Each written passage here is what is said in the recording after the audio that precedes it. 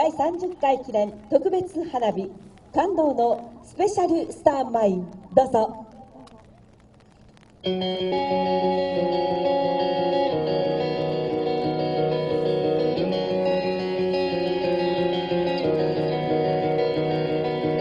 嵐の中をここを待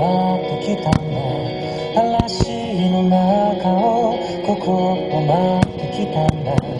出会って生まれた光追いかけて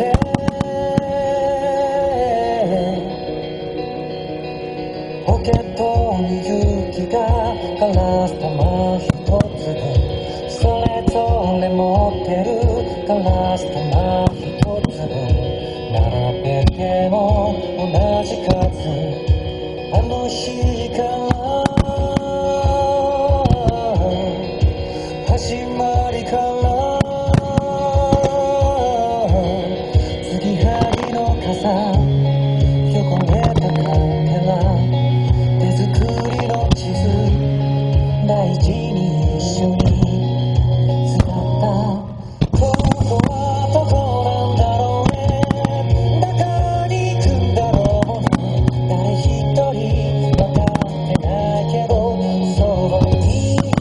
ことも選んで今そばにいるから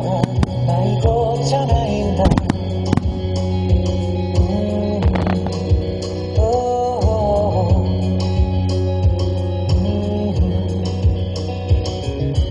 たくさん笑ったり